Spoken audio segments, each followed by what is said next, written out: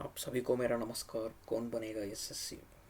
Okay, चलो पहला सवाल। A man sold an article for 504 by first giving a D% discount on its market price and then another discount having the same nominal value. If the market price is 3600, find the value of D. अब देखो, ये case पहला case understood है सबको। 3600 का D% है ना, तो 100 माइनस D बाई 100। और क्या बोला? And then another discount having the same nominal value, है ना। अब देखो ये क्या है, ये फ्रैक्शन है ना। उसने क्या बोला? Same nominal value. Nominal value क्या रहता है? अगर 2 रुपये है तो 2 नॉमिनल वैल्यू है, 3 रुपये है तो 3 नॉमिनल वैल्यू है ना। तो वैसे ही उसने क्या बोला? 3600 का D% डिस्काउंट, है ना।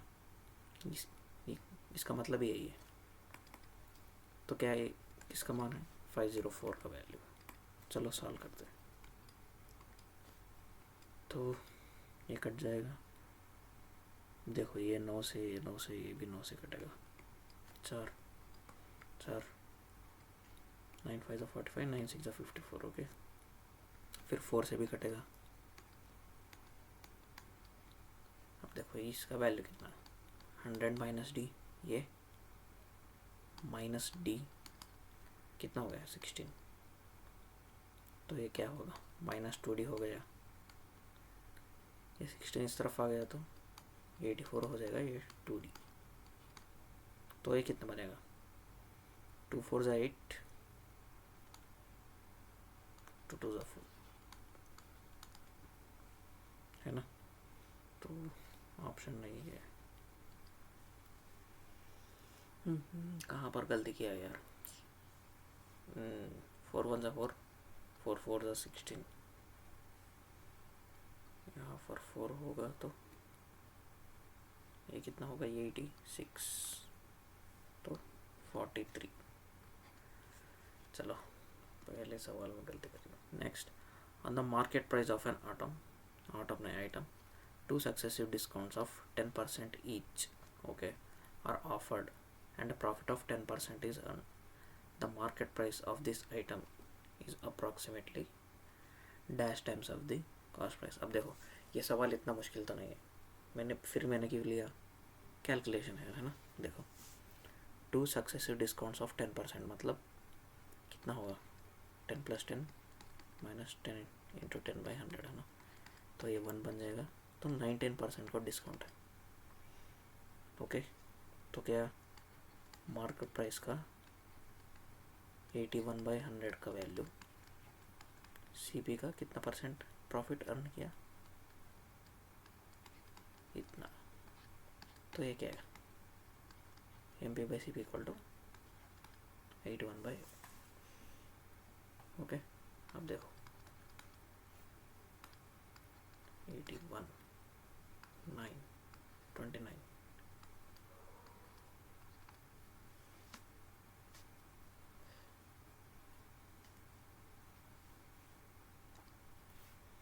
तो कितने से जाएगा ये? 8 3 ज़ा 24 है ना, 8 4 ज़ा 33 से जाएगा। अरे देखो ऑप्शन पे 1.3 है ना। 8 3 ज़ा 24 कितना? 7 4 47, फिर 0 लिया।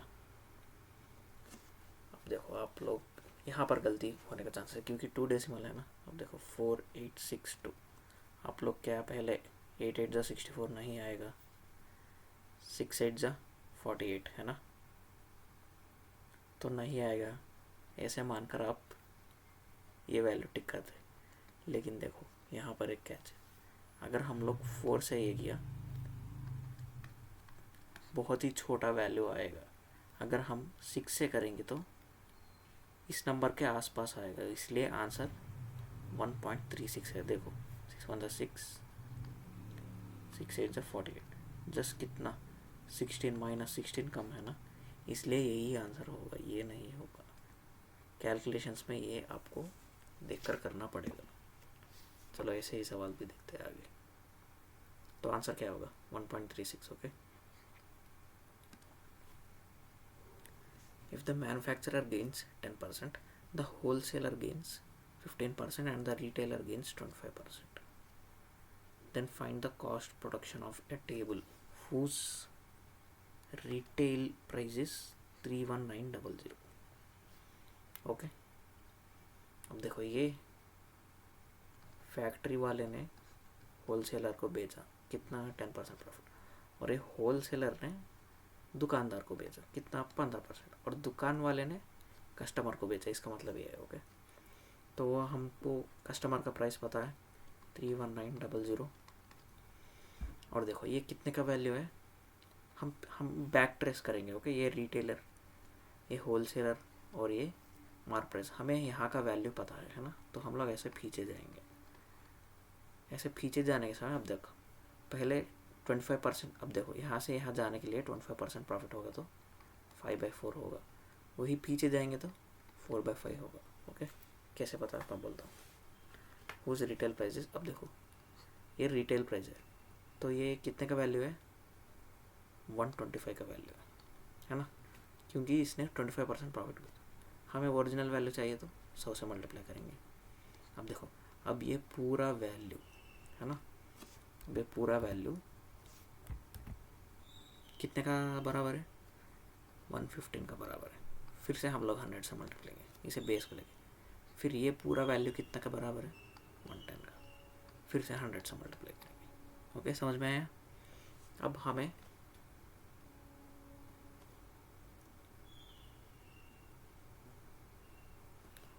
मैन्युफैक्चरर का प्राइस चाहिए. ओके.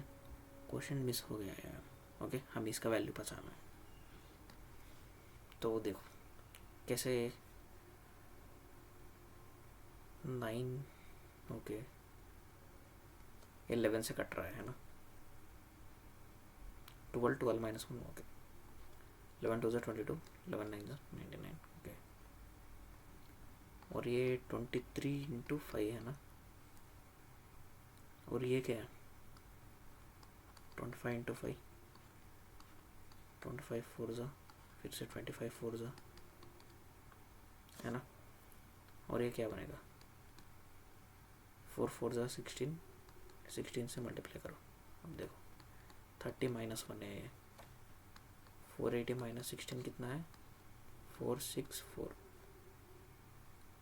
हमें 464 को 23 से डिवाइड करना है. 464 ये 2 आ जाएगा है ना 4,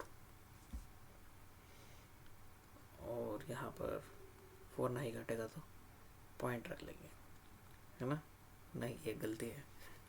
यहाँ पर भी बहुत सारे लोग गलती कर देते हैं. इसे 2 से ऐसे नहीं 20 से मल्टीप्लाई करो तो क्या 460 बनेगा है ना. अब पॉइंट रखो, 0 रखना पड़ता है. ओके. 20 पॉइंट. अब ये वैल्यू किधर है, किधर है, तो यही आंसर. चलो अगला सवाल.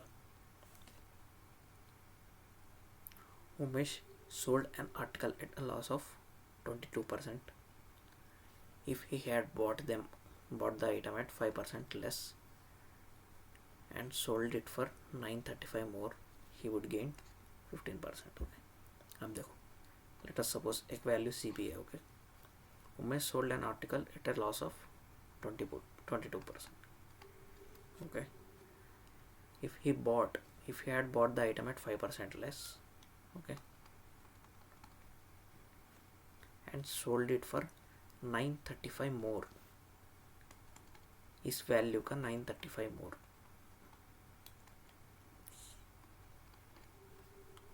he would have gained 15%. हमें गेन का वैल्यू पता है.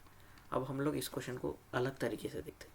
हम लोग ऐसे देखते हैं कि पहले कॉस्ट प्राइस को 5% कम किया है ना, तो 5% कम किया, फिर बाद में 15% बढ़ा दिया, तो इसका सक्सेस से लगेगा ना. तो कितना होगा 10% माइनस 75/100. 10 में 7.5 जाएगा तो कितना हो जाएगा, यहाँ पर 25 बचेगा 9.25. और ये कितने का वैल्यू है -22. इन दोनों का डिफरेंस कितना है उसी का तो वैल्यू हमें 935 दिया है ना, तो 31.25 का वैल्यू 935 है, तो हमें कॉस्ट प्राइस चाहिए कितने का वैल्यू 100%, बस इतना ही है। अब आप लोग कर लो, 5 से काटते हैं, 5 1 5, 5 से 40, 5 7 35, 625 ओके।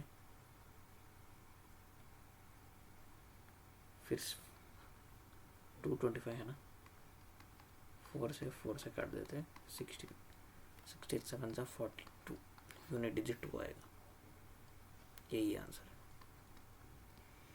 ओके, ये देखा ना आप लोग मेथड को, हम नॉर्मल कैसे करते हैं, ऐसे यहाँ करके इधर से ऐसे करते हैं ना, कुछ घटाते हैं, ऐसे नहीं, आप डायरेक्ट सक्सेसिव की तरह यूज़ करो इसे।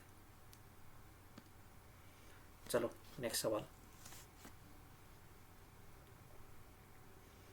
Find the effective price percentage of the market price after 3 consecutive discounts.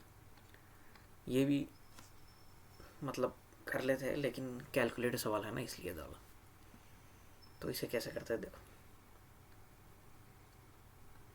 इसने क्या पूछा, इफेक्टिव प्राइस। ओके,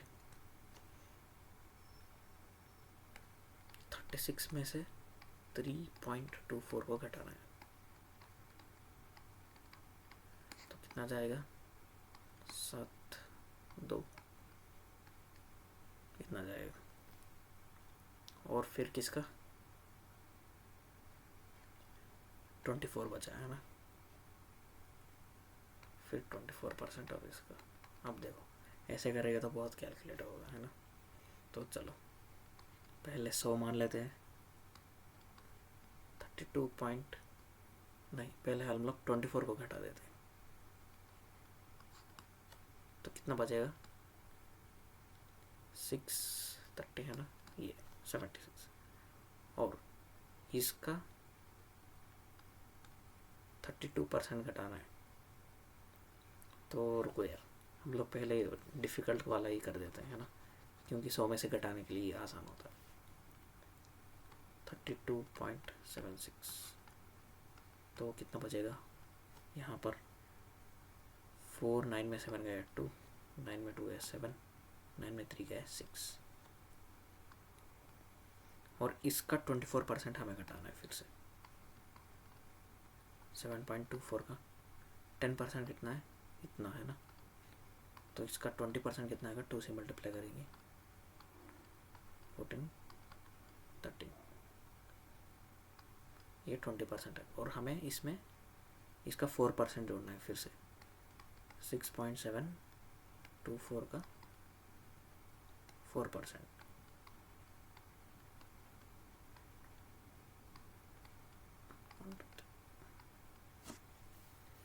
तो ये कितना बनेगा, 26.896। अब देखो ऐसे करने से हम लोग क्या बोलते हैं, थोड़े डिजिट्स को एलिमिनेट कर देते हैं ना। यहाँ पर 48 है, यहाँ पर मैं 5 लिख लूँगा, यहाँ पर 896 है ना, तो मैं क्या करूँगा, 90 लिख लूँगा। चलो आप कर दे, 5 3 1 0 1, ये कितना बचेगा, 4।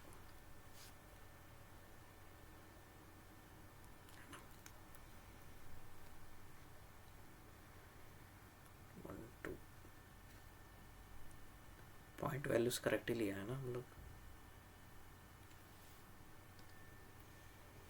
ये तो 50% से ज़्यादा, अच्छा अच्छा अच्छा अच्छा अच्छा, ये देखो 1% का वैल्यू 0.6 होता है ना। बस एक पॉइंट को इधर को ये कर दो ना, तो ये क्या बनेगा,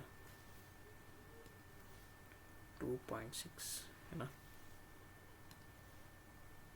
2.69, तो लगभग कितना बनेगा, 15 16 मान लो, है ना। तो 16 मान लोगे तो 24, ये 1 ये 5, 51.24, हमें 51 के आसपास ही घूमना है ना, तो यही आंसर हो जाएगा, है ना। देखो कैलकुलेट सवाल करने से आज के क्लास में देखो बहुत सारे मिस्टेक्स हुए मेरे से, वही हमें क्या बोलते हैं, सावधान रहना चाहिए, देख संभाल कर कैलकुलेशन करना चाहिए। ओके, बस आज के लिए इतना ही है, जुड़ते रहना। Thank you very much. एक और कंप्यूटर शॉर्टकट बोल दूँ, चलो न्यू स्लाइड का शॉर्टकट है Ctrl+M, देखो, है ना। तो चलो यार, बाय। 26 में से दुनिया खत्म है।